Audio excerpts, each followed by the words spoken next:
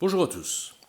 Alors vous savez, ça fait 2 ans, un peu plus de 2 ans maintenant, je me suis lancé dans cette aventure improbable, cette mission quasi impossible.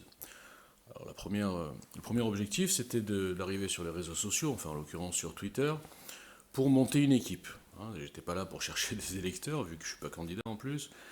J'étais plutôt là pour monter une équipe de gens que j'imaginais qu'il y en avait beaucoup comme moi, qui étaient personne, qui étaient rien, qui étaient des citoyens, mais qui devenaient dingues devant leur télé et qui ne s'y retrouvaient pas dans les offres politiques actuelles, et qui avaient surtout compris que, justement, dans le casting actuel, on se dirigeait tout droit vers un Macron ou simili-bis en 2022, puisqu'il n'y a personne qui peut casser cette spirale.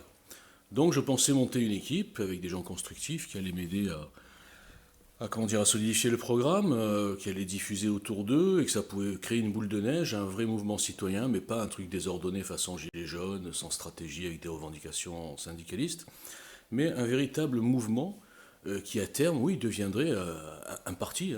Le mot apparemment c'est un gros mot. Mais voilà, avec in fine la présentation d'un candidat sur la base d'un projet, mais commencer par le quoi, le fameux quoi avant qui. Alors ça a été très dur, puisque très rapidement, je me suis aperçu que sur Twitter, en tout cas, les gens étaient souvent en groupe, ils faisaient partie de petits groupes d'influence à pensée unique, alors très très souvent militants du RN, ça s'appelle les Patriotes. Il paraît qu'ils ont acheté la licence, Patriotes et drapeau, c'est RN. Bon, moi je suis pas d'accord avec ça, mais bon, les gens se soumettent un petit peu à ça sur Twitter.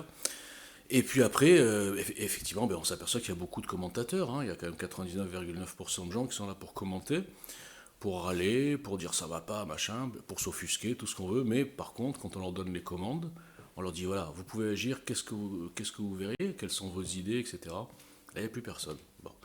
Ou il y a très peu de monde en tout cas. Donc, Twitter, bon, c'est fait. Facebook, c'est un peu plus délicat, je maîtrise moins, je découvre un peu comment ça marche. Alors Facebook, ouais, j'ai découvert déjà les groupes Facebook, les fameux groupes débats citoyens.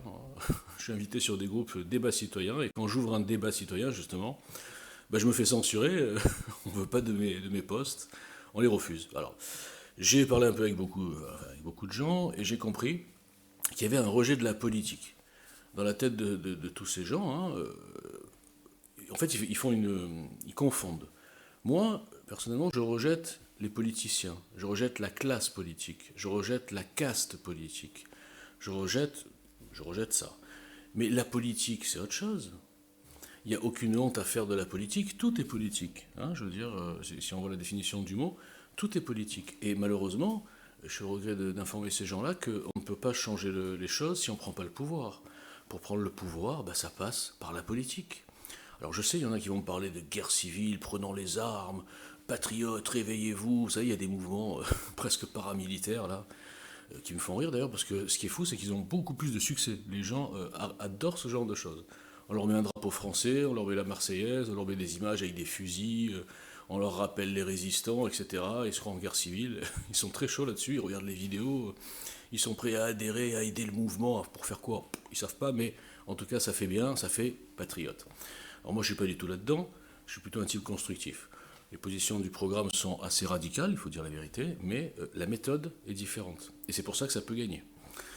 Donc, voilà, donc là vous avez vraiment un grand résumé avec tous les liens qui vous dit qu'est-ce que je fais là, qu'est-ce que c'est EJL, comment aider, quel est l'objectif, quels sont les constats, quels sont les postulats.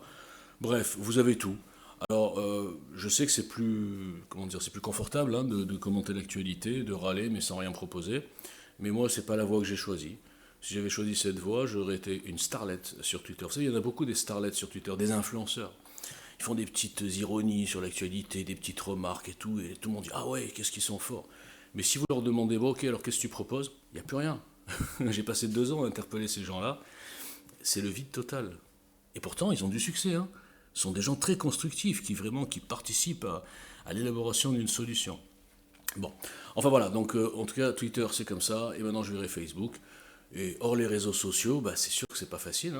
Quand on n'a pas de moyens, c'est pas facile d'avoir une tribune, c'est pas facile d'avoir de l'audience, c'est pas facile. Mais j'ai jamais pensé que c'était facile, donc ça tombe bien. Bonne journée, à bientôt j'espère.